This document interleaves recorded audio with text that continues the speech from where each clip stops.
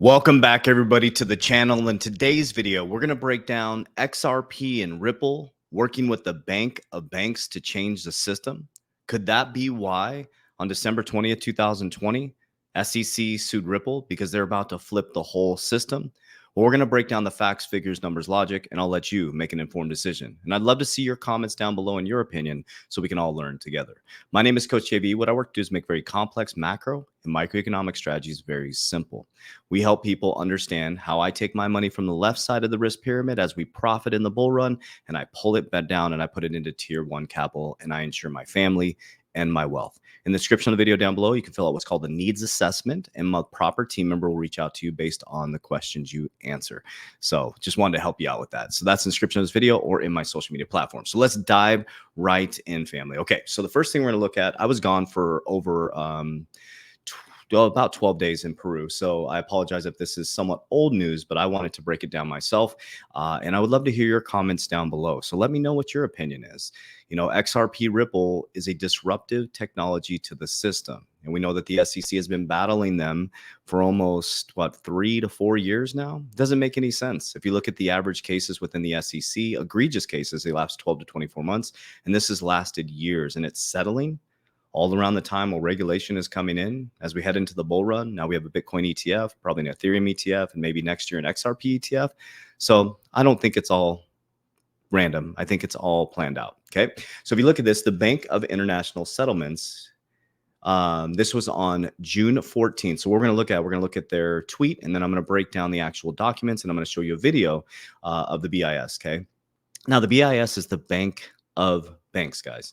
The 2023 BIS survey, CBDC, and crypto shows that the share of central banks engaging in some form of central bank digital currency work has reached 94%. Look at this increase right here. More than half of the 86 central banks surveyed are working on a proof of concept, and 1 out of 3 is running a pilot. That is a stark difference from 2020, 21, 22, and 23 as we move into 2024. Okay, it's gone up every single year dramatically. Okay, now we're going to move over to this document right here. So this is the survey that they were talking about. It's embracing diversity, advancing together, the results of the 2023 survey on central bank digital currencies. Just for your reference, this is on page 16.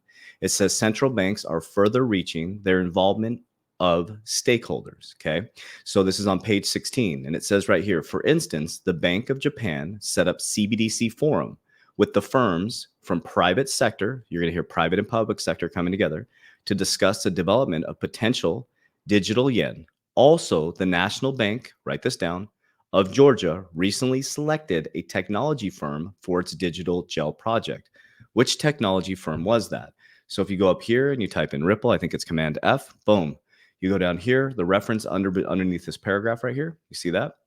After page 16, it says the announcement is available right here, okay? So if you click on that announcement, you're going to go here. On November 2nd, 2023, Ripple, the flagship international company, becomes the technology partner for the Digital Gel project. This is all over the BS documents, guys. They're always talking about XRP. They're always talking about Ripple. It says Ripple CBDC platform stands out for its ability to provide central banks, financial institutions, and governments with the holistic end-to-end solution. The company is currently conducting 5 pilot programs with different countries, governments, and central banks. We are pleased to select Ripple as the official technology partner for the Digital Gel project, following a thorough review of all the shortlisted parties. The committee selected Ripple due to its technical excellence and its expertise of its team. We look forward to moving ahead with Ripple, and we are grateful to all the other partnering companies for their interest and efforts in the selection process. So they beat everybody, right? So they made it in there. So we got the Bank of International Settlements announcing the central bank digital currency increase. We're moving to a central bank digital currency, guys. This is, and I'll show it to you guys in just a moment, okay? This is on page 16. They talk about the GEL project. You click here. Here's the announcement, right?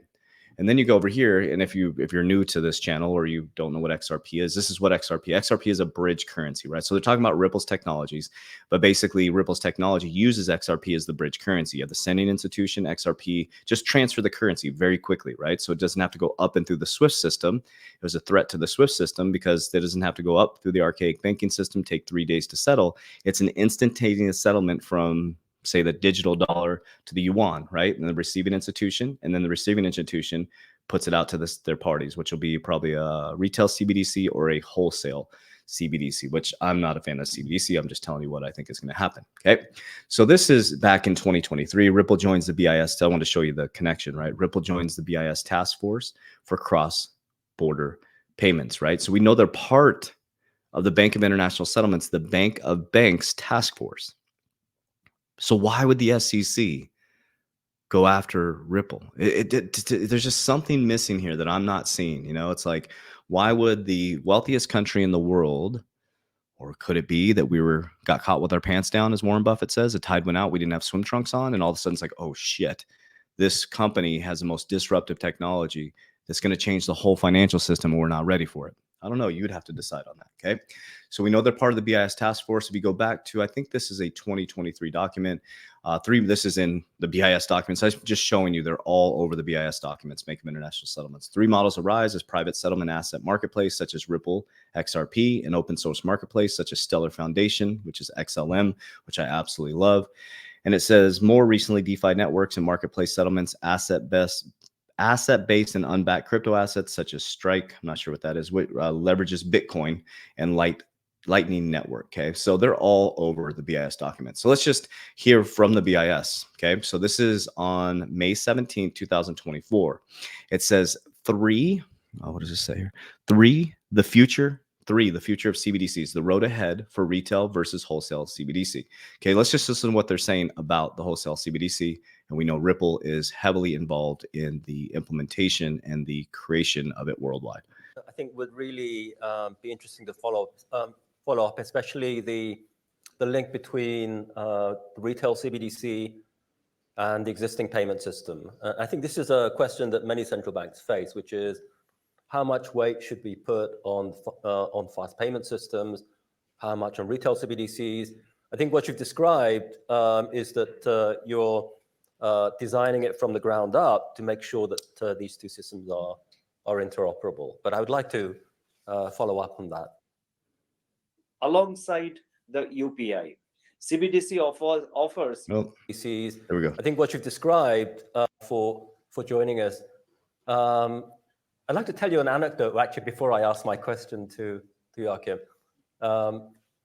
Recently, we had the BIS Leadership Forum, which is a forum for the managers, everyone from the middle management up, and it's a way to sort of renew our purpose. And we invited Joachim to give the keynote speech, and he gave a very, very inspiring keynote speech where he described the transformation process that he's leading at the Bundesbank.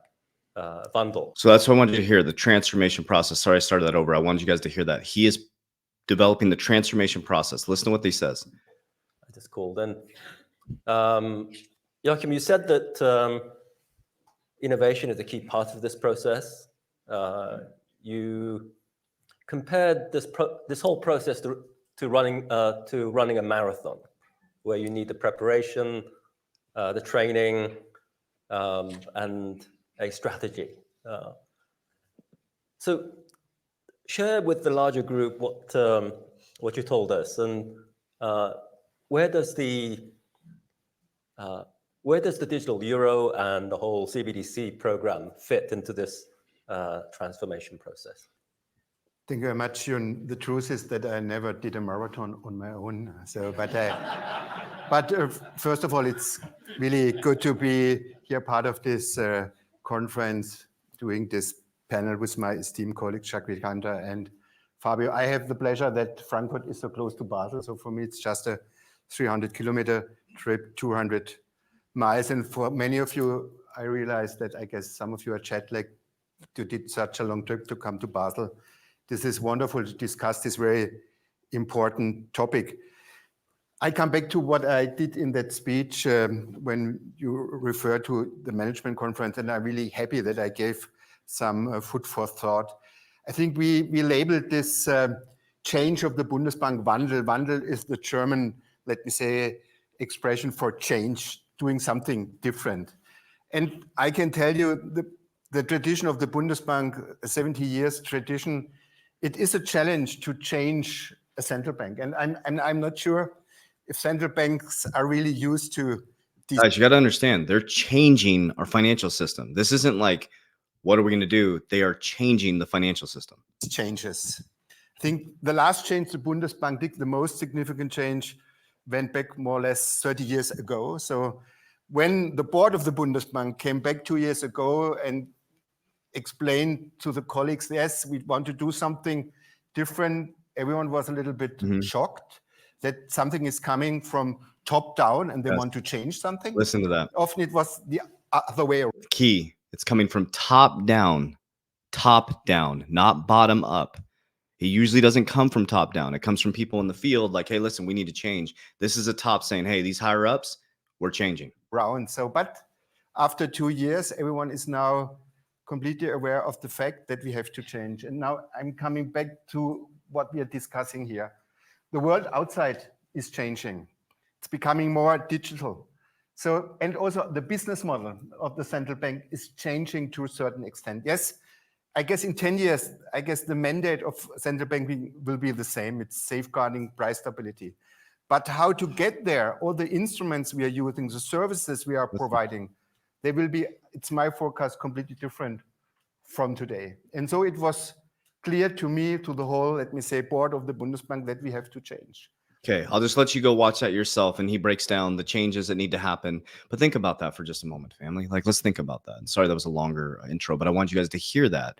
So the change came from the top down, not the bottom up. They're changing the system, right? You got Ripple, part of the, what is it called? The BIS task force, Bank of International Settlement task force. Ripple is in a case with the SEC, which is going to be the most historical case in human history, which is going to change our financial. Imagine being a company that is part of the change of a financial system for the next 100 years. That's why I'm invested pre-IPO in Ripple, and that's why I'm invested in XRP. It's a part of history, man. I'm not worried about the price action and all that stuff. I'm holding long-term. If it goes up, I'll sell some profits. I'm not worried. This is a long-term game, man. Buying into history. And I'm not saying you have to do that, but for me and my family, you know, we have some Bitcoin. I'm holding that for historical, you know, legacy. I got some XRP. This is all legacy stuff. This is like historical stuff. You know, I got many other altcoins that I believe are going to change the system, XLM, HBAR, you know, QNT, all these different things out there. But I think it's very important too, is the thing that I did differently in 2020 to 2022 is because I was in a vertical system. I went to school, I got a job, had a 401k. I left, I started a business, and I had just crypto. And I was waiting for a savior. When crypto goes parabolic, I'm going to be rich. And it just doesn't work that way. You have to move your money through the system, right? The system is constantly evolving. The system is constantly, it's an energetic field. That's why JP Morgan said that billionaires use astrology and millionaires use charts. Why did he say that? Because cosmos, the universe, God, consciousness follows waves of energy, right? It's just a wave of energy. That's all it is. It's going to go up and it's going to go down. Have you ever seen a market that just continues to go up? Nope. So when crypto goes boom, I focus on a pyramid. When it goes up on the left side, boom, I'm pulling profits as everybody's coming in. Bam. Bam. And I pull it down that risk pyramid. Then I get into tier one capital at the bottom of the risk pyramid, which is the most secure. That's why banks hold insurance. That's why wealthy people hold insurance. I insure my family and I insure my money, right? Then that allows me to borrow against tax-free. It allows me to tap into different things like, what do you call it? Allows me to tap into income tax-free on the back end of my retirement. It allows me to get compound interest if money compounds at 10% every 7 years, right? And also secures my principal. That's why I do it personally, okay? So I hope this information reaches you well. A couple changes as well. I'm starting a live show, which I did my first one yesterday at 12 o'clock. So every Monday at 12 o'clock, I'm going to be going live with you guys to answer questions. And then in the next couple of weeks, I'm actually setting up interviews. I'm going to be doing some interviews with the best and the brightest in the industry, some stars that that you would want to, that you would probably not even think that are investing. So it's pretty cool to see kind of how some people out there in the industry that are stars that are like, hey, listen, I'm investing in this. People are waking up all over the world around this, and I want to bring different types of people. I have some people on that I really want to get on here. I'm going to manifest it. I'd love to have Ray Dalio on this channel. I'm going to manifest that. I'd love to have Robert Kiyosaki on this channel. I think it's Danielle Booth. She's the author of a book around the Federal Reserve. These are people that I want to manifest out there. So if you have any connections, let me know, and we'll get that rocking. So we're going to enhance the channel. We're going to continue to get better and bring you better content. So we love you guys. We appreciate you. As we always say, warriors, rise, get your shit together. Let's go.